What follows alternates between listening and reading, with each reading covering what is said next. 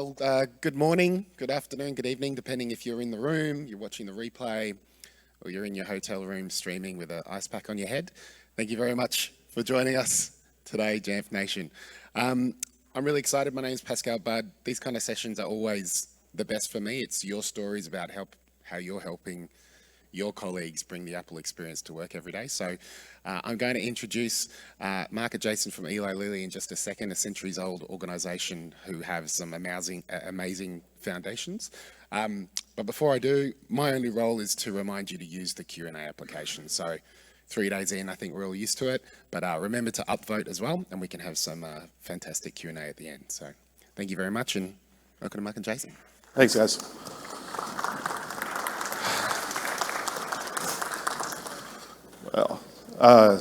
Well, thanks for you guys getting up. I guess you guys were the early to bed people. You only had 2 drink tickets. Yep, and thanks for getting out of the pizza line to come and join us. Hopefully somebody saved your place. So I'm Jason Fagley. I'm the technical lead for Eli Lilly for Jamf and all the Apple products. Yep, and I'm Mark Matthews, associate director and architect for Apple at Lilly, amongst some other things. So we're headquartered in Indianapolis, Indiana. We were founded about 147 years ago. We've got approximately 39,000 employees worldwide. We conduct clinical research in 55 countries, and our products are marketed in over 110 countries. So we have about 11,000 employees that are housed in Indianapolis. We have about 21,000 employees that are outside of the U.S., with about 39,000 global employees total. And all this was just to set it up to hopefully justify that we know what we're talking about. So our journey hopefully is not unlike a lot of you. This should resonate quite a bit with a lot of what many of you have done. Our journey started back in 2010. We were an underground community of Macs. These were super secret. No support whatsoever, no management. You were given a sheet of paper to say, please do this, and there was no way to check on it or ability to confirm if you did it or if they were managed. In comes 2014 when I was tasked to go through and create a service for the Macs. That started out of our Indianapolis home office, grew out to a few satellite offices, but we grew to about 1,000 devices. We had an on-prem Jamf instance, much like probably many of you at the time. Management was still considered specialized. You had to have VP approval. We had to have all kinds of things to go through it to get approval for it. A lot of apps still weren't working with it. And we had a lot of self-help KBs and community support. In 2018, we ended up going to a Jamf cloud migration. Went flawless with that. I'd like to thank Joe and Justin that are also in the audience for their help on that. And we grew to about 45,000 devices. That included our iOS devices that came into the mix when we did a migration with those from a previous MDM. And in that, we went to more of a global support model. In 2020, we grew to 45,000 devices, so some constant growth. On that, it was macOS and iOS devices. And we put policies in place with O365 and other Azure AD connected apps to introduce conditional access. That was obviously on the Mac side with the old conditional access piece, and we introduced in Q3 the device compliance with the iOS devices. And then come 2023, we're grown now to about 49,600 devices. I think that grew even as of this morning. And we introduced our choice program finally. So with that, at LCM Lifecycle Management, we're giving users the option to say, do you want a Mac? Do you want a Windows device? And letting them choose. We've also introduced a global help desk model. And with CYOD, we're growing to about 20 to 30 devices a week that we're seeing going into the system. Our vision at Lilly, coming from an architecture perspective, is any corporate device, anywhere, anytime, securely with great customer service. We always try to look for a Tech Lilly with our area within the productivity services to go cloud first, to rationalize tool sets so that we're not putting more bloat on. We're looking to say, do we need this? What can we take away? To do automation and self-healing, zero touch and virtual agents, and to constantly look at the user experience to say, can we put less passwords in and can we make a better impact on the user and give them a better experience? We try to stay get current, stay current, so we want to be 0 day as soon as possible on the devices themselves. And a corporate liable device, just from a sheer high level, has to be assigned to our ABM instance, has to be enrolled in Jamf Pro, and it has to be registered with our Azure AD portal and reported as compliant. Okay, so what we're going to go through here on this video is the start of our zero-touch enrollment, where we take advantage of our pre-staged single sign-on authentication using the enrollment customization and our two-factor authentication with our identifier. So we have kind of streamlined the setup assistant. We've taken out the stuff that we really don't feel like the new users need just to speed things up. Connected to Wi-Fi, we can do our enrollments anywhere, on-prem, off-prem. We use our identity provider to do our multi-factor authentication. And it's clear in this that I think we may touch on later, but we do not at this time have a BYO service, and we do not have a enrollment process other than a pre-stage enrollment with ABM. Yeah. So we have the users, we still use our local computer account where we do our sync later on after the enrollment's completed. And pick our time zone. And then go on to our next. Yep. And at enrollment, we install all of our required software. So that's going to be, Microsoft Company Portal or corporate security agents. In the enrollment progress notification, we're using Dep Notify when we go into full screen. We want to make sure that users are not getting access to their computers until we have required software security tools in place. So we prompt that so the users can't come in, and a restart removes that dialog. This takes advantage of our self-healing model, and we install if not install, we update if not current, and we run this with one single recon command at check-in that happens during enrollment. The enrollment complete script then goes in to the policy to clean up the dock. We delete unwanted applications. We know there's not really a need for most people to have iMovie, to have other things, so we remove those from the device. And in it, we go through and we check and wait for the process or the PID to complete. And during that, the company portal is installed, at which point it'll show up and automatically open our Lilly App Store, or what we would call the Lilly App Store, which is self-service. And it's added to the dock so that users are ready to proceed and go to the Microsoft registration to execute everything that's done at that recurring check-in. Due to self-healing and automation, we lay down a marker file to show us that a device is being enrolled. And at that point, anything that would run in that policy would check to see if the marker file exists to not give users notifications that would otherwise show up if it was a standard recon or check-in that was happening after enrollment.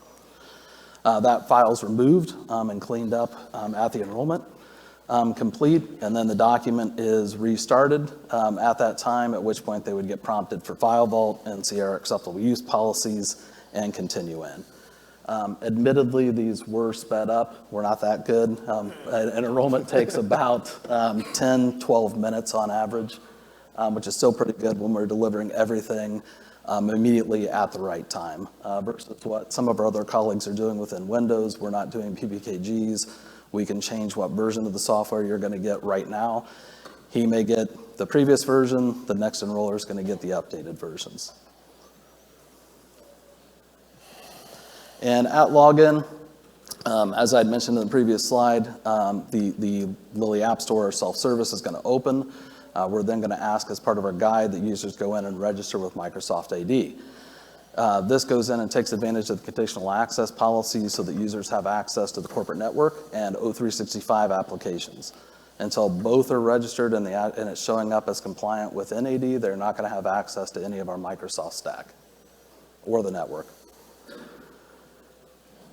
And then we'll see that run. I would like to point out that during this step, you're going to see a couple of processes that have already been modified and increased as far as user experience with the 10.50 update. 2 or 3 of these clicks to register have already went away. and that was all to Jamf and nothing to do with our process. But in it, we do go through to look at and take advantage of currently the Intune integration for Mac OS with the policy that runs, and we're checking for things like minimum version and things like that to make sure that the application can run and that we can connect. So here we have a script that runs as a pre-script to the register with Microsoft. Click on the button. So as you're going through the company portal registration, we have a script that runs and waits for the Jamf AAD agent plist file to be created. So when you go through this registration and the last button you click in there, it creates this plist. So that's our trigger to say, you've been registered with Microsoft, and the process has been going on. So once this happens, we can go on to the next slide. We start our application installs of all of our Office apps. Anything that we have that takes advantage of single sign-on, all of our Office, Outlook, Teams, OneDrive get installed, and our network Zero Trust solution. So if you want to go on next. So we're kicking off, so that script, as soon as that plist is created, it kicks off a dep notify policy that goes through and does our installations. And you kind of see in the background, things are happening there as well. And click done.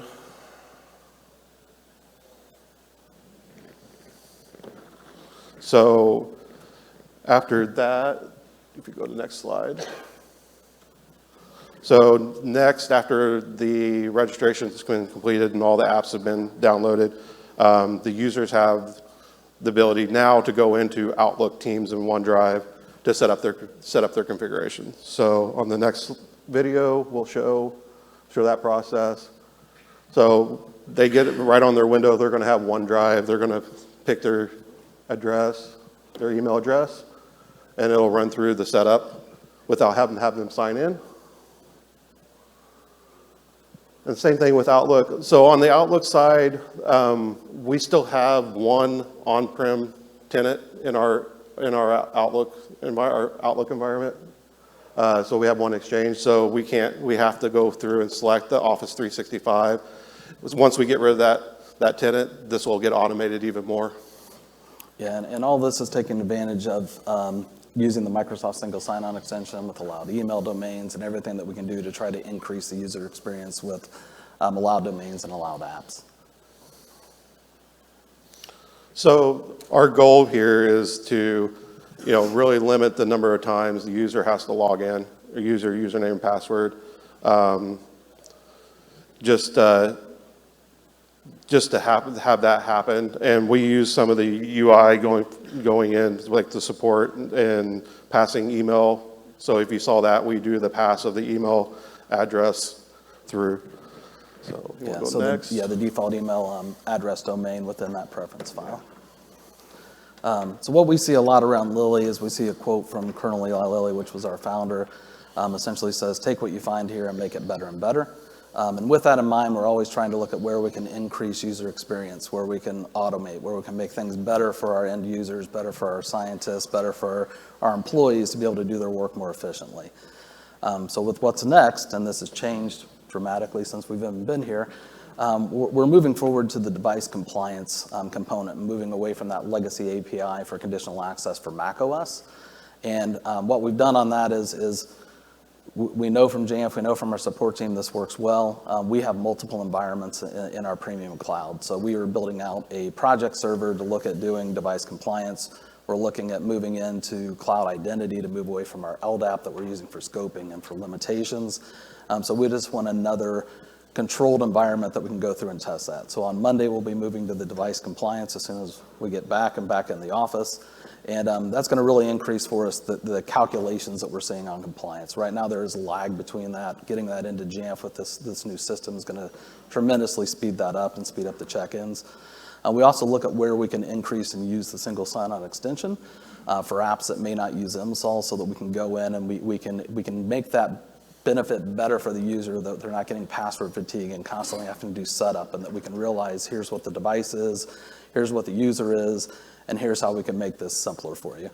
We're also going to go in and really take advantage of the MDM minimum OS version. A lot of the tickets that we get are that individuals, and especially now with a lot of computers being shipped on ships versus being sent in quicker, less worse impact on the environment type of methods, we're seeing computers come that are significantly older than what our minimum would be. So right away, users are getting in, they're running through, they're doing everything they're supposed to do, but they didn't read that stepped upgrade. So we're taking advantage of some of those new methods that are showing up within the MDM and Jamf to just make that once again better and better. And I think So we were really quick. yeah, and we knew we were going to be quick or we were going to be long. So, any questions? Yeah. I think Justin's going to come up and handle some questions for us, sir. Yeah, indeed. So there's a few that's come through. I'm just going to prioritize in terms of upvotes. The first one was, beyond Dep Notify, what other third-party tools are you using to manage the enrollment automation? Yeah, so Dep Notify, we looked at a lot of others. It was simple. Originally, we were using Jamf Helper. We were doing that in a HUD and full screen because we liked to show the users a very similar interface every time they were doing it, so they know where it came from. We've looked at one point we had nudge thrown in, where we are using docutil to remove things from the dock that we don't want.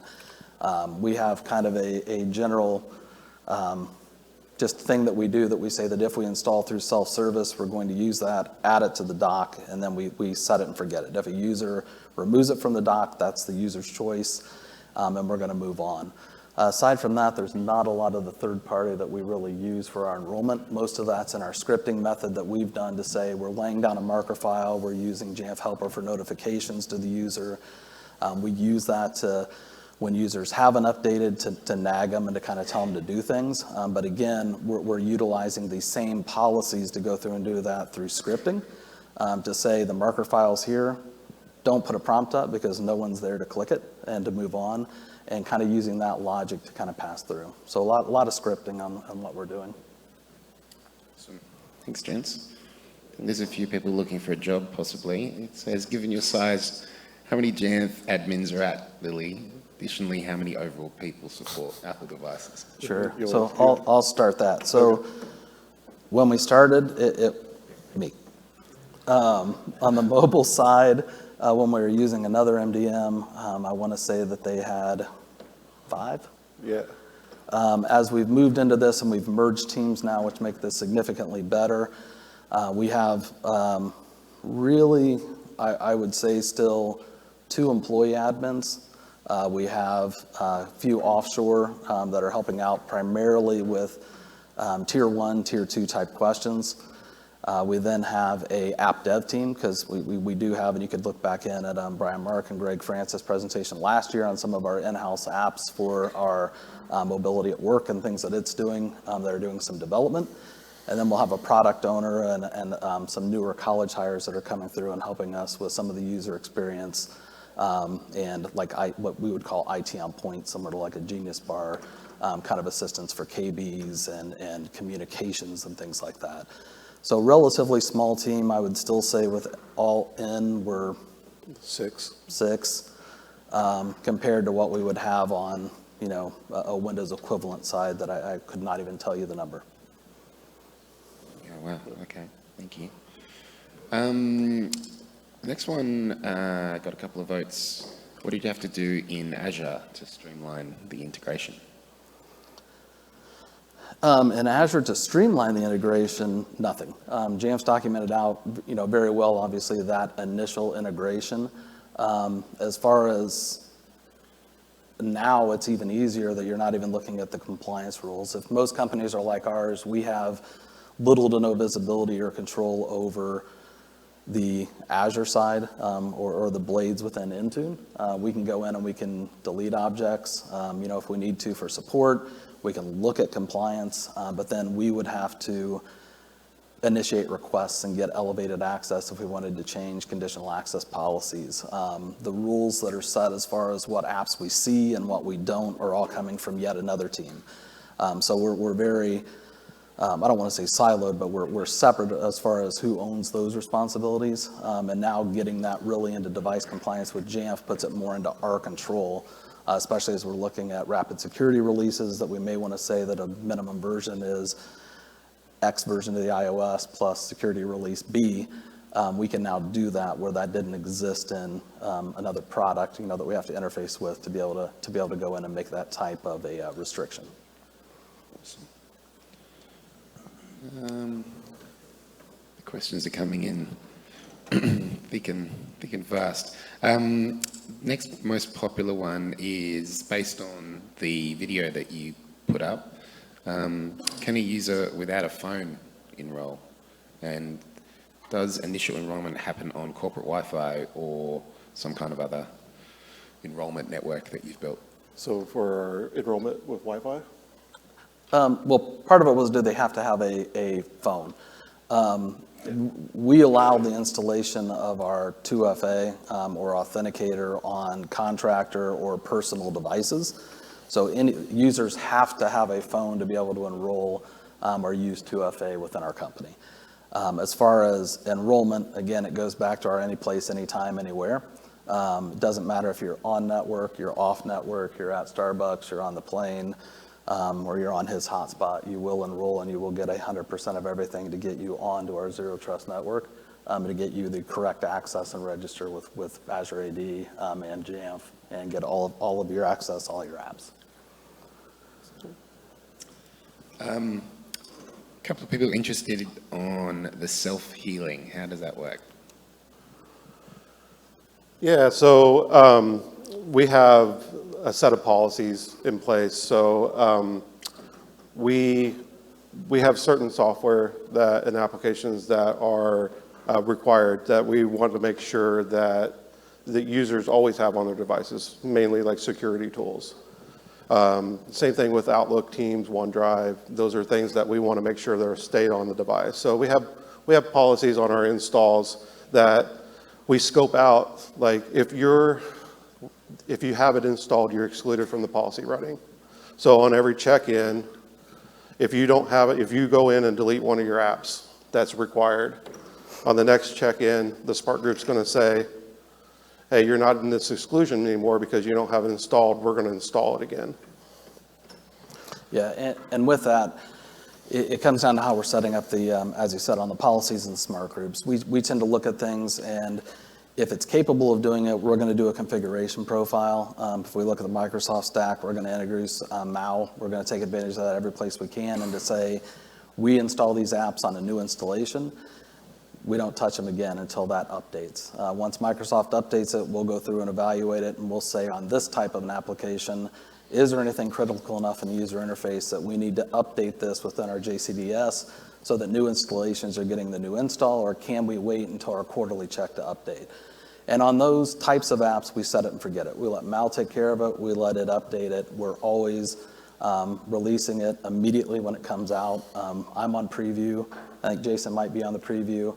We're checking them ahead of time to know if we have problems, but those are a set it and forget it. Others that we have to control and package, and that we have licenses, we have to deal with verifying the versions work from a regulatory perspective. We have different policies. So as he said, all of this is self-healing, but we set a lot of times into that a version. So if someone updates too early and it's not that version, we're going to prompt them and give them the, you shouldn't do that. And we're going to then at check-in downgrade it back to our supported app. If they delete it and it's supposed to be there as he indicated, we'll go through and we'll say, we need to reinstall this app because it doesn't exist. Then in self-service, we have models where they'll send them through and they'll do a get current that then reinstalls anything that's not on the device that's at the right version, or anything that's been removed that from a help desk type perspective or from the user's end through self-help, they can reinstall and get back to a working or a compliant state. Awesome. Thank you. Bit of interest around ABM, so obviously being a global corp, their team trying to understand if there's just one ABM instance and how you manage multiple regions. Yeah. The ABM integration? Yeah. So we have We require that all devices that are purchased in our environment come from an Apple reseller. Those resellers, when they ship us devices, they add those in the ABM. We have our prod environment as our default MDM server in ABM, and it just goes through our pre-stage. Yeah, and I think the question was with one. We have a single ABM instance Yeah. For all of Lilly. This used to be a little more complicated as far as who would have access, because Apple obviously were limited to the number of people that have access into it. So we do have a account that we can use that individuals would go into a security group that's audited as to who has access on, X period of basis. And then we're using tools that they have to log in and use a elevated account to get the password to be able to get into it. Now with being able to add managed Apple IDs and give people level of other access and some reporting and syncing that we're doing to pull in ABM, Jason wrote a script that goes in to do it. We're giving more people visibility to who's in ABM because we do see a delay sometimes on if they're shipped out too fast, and especially in other countries. But they have that visibility. And then that's also let us with managed Apple IDs. This was fantastic when they introduced that with the phones to be able to use Configurator to then add devices that are not part of ABM into ABM.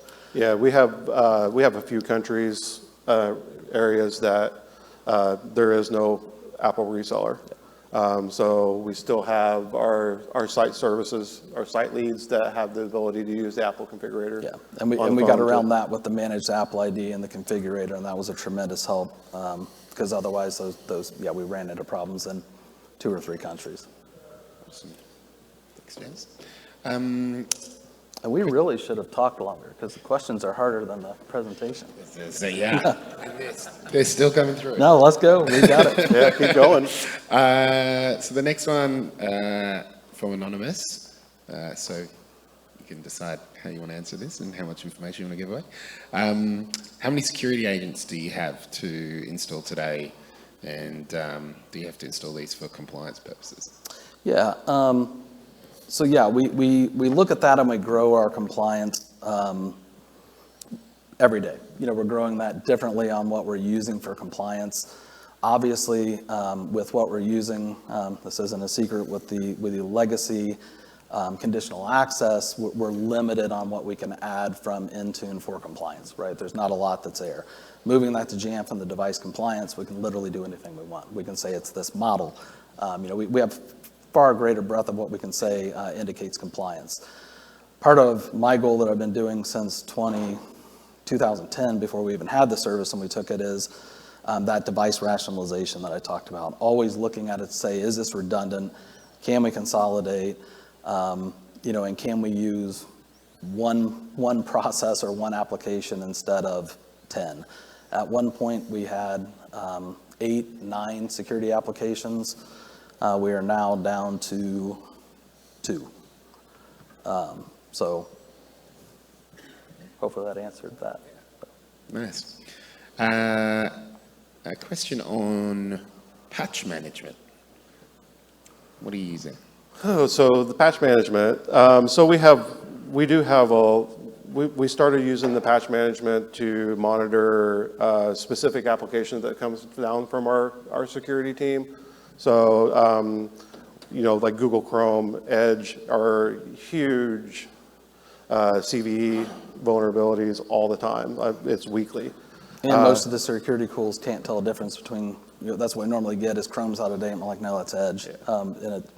Yeah, it's the Chromium-based browser. So we started using patch management mostly for reporting, and being able to use the groups, the criteria from the patch management to create criteria for smart groups to put devices into other policies to do updates.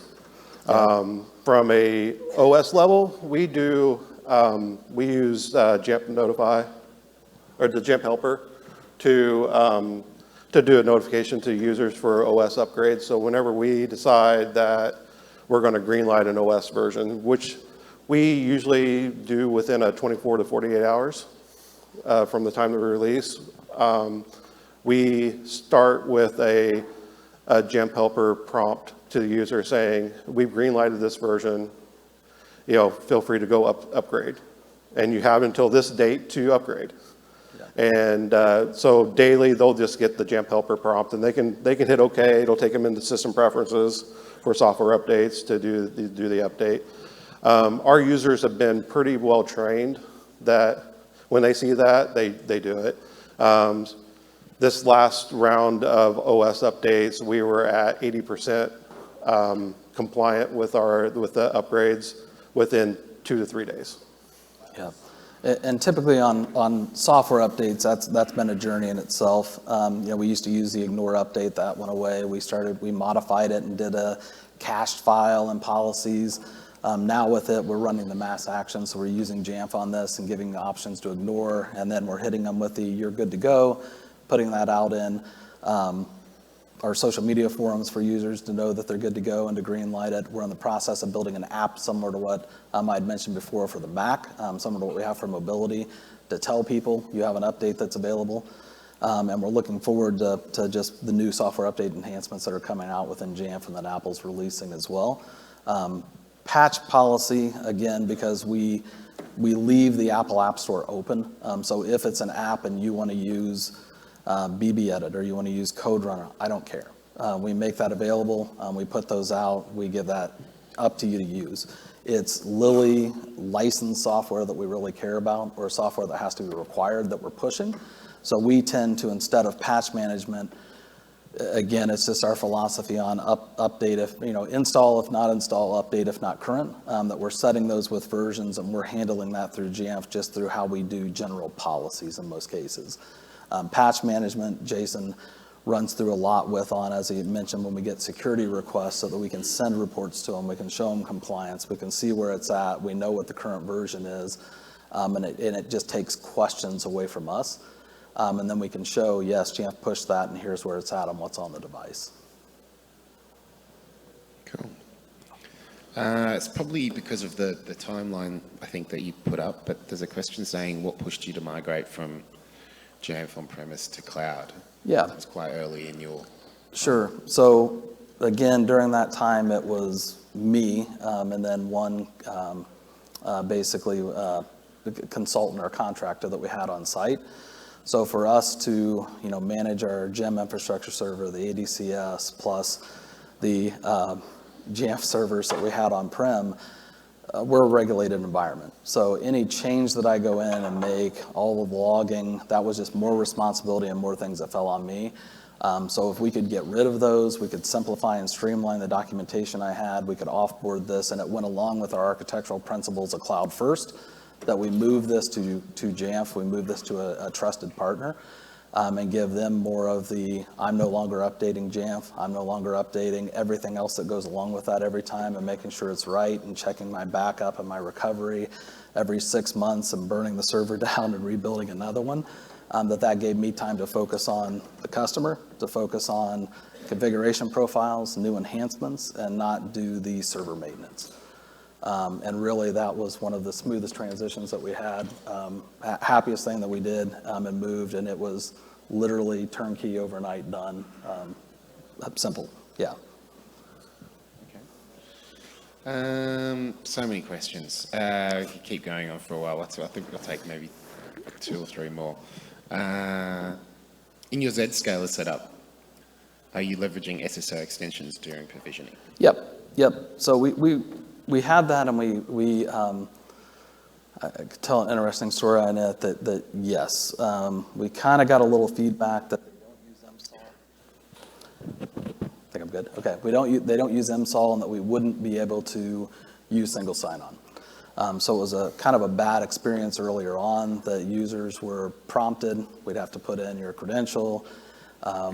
Even though we were using SSO through the Kerberos single sign-on that was already sitting on it, they had to put their credential in, and then they would log in. I went back through, started modifying with the Microsoft single sign-on extension, and through the allowed domains and the allowed apps, going in and adding those apps for Zscaler into it, then allowed an automated single sign-on experience. So now users are not prompted whatsoever. We did hit a hitch on one update that I would warn you about, that it went from a com.lowercase Zscaler, or lowercase Zscaler to a com.uppercase Zscaler, might have those flipped, that then broke single sign-on, but then once we re-added the top-level domain and put those in, it started working.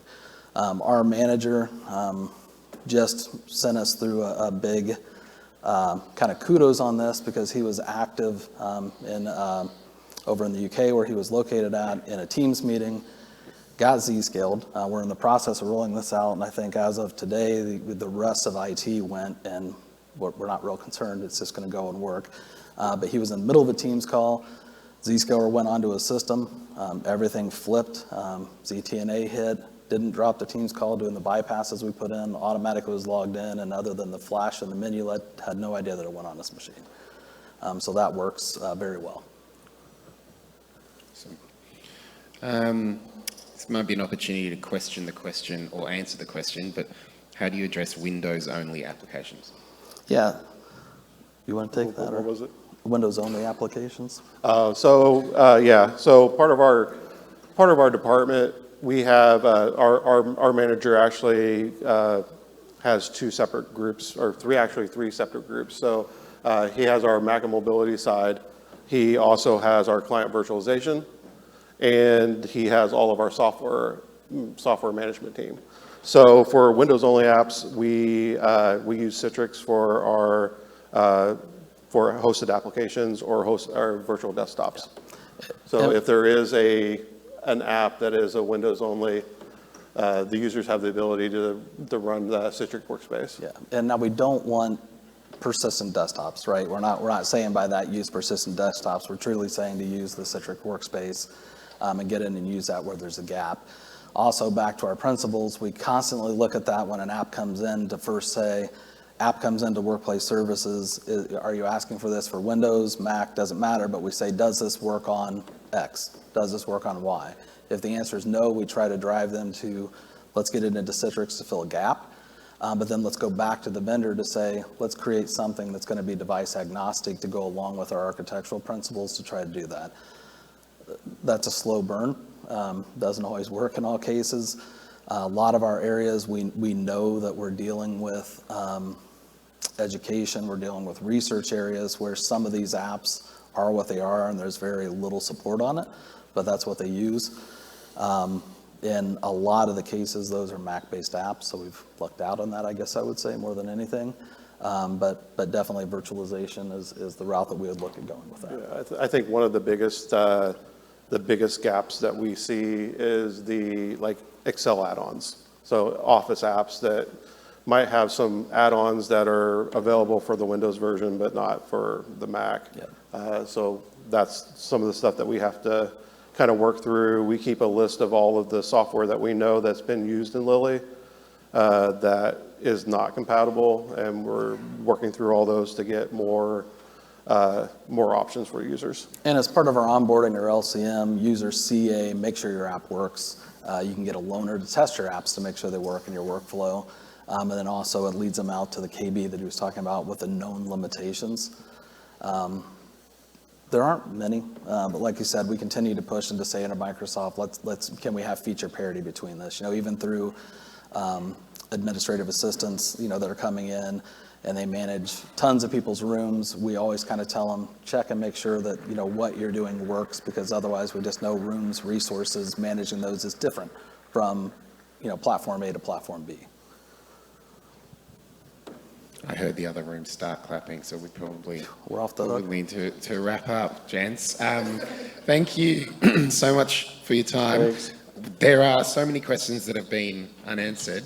If people want to get in contact to hit you up directly, either now or people watching replay in days to come, how would they go about that? Yep, we're here. Our speaker notes have it in on LinkedIn. Feel free to contact us through that or message and hook up. And we're both on Jamf Nation. We're both part of Jamf Heroes. So always free to help and to talk. Thanks so much, Thanks, gents. guys. Thank you, everybody.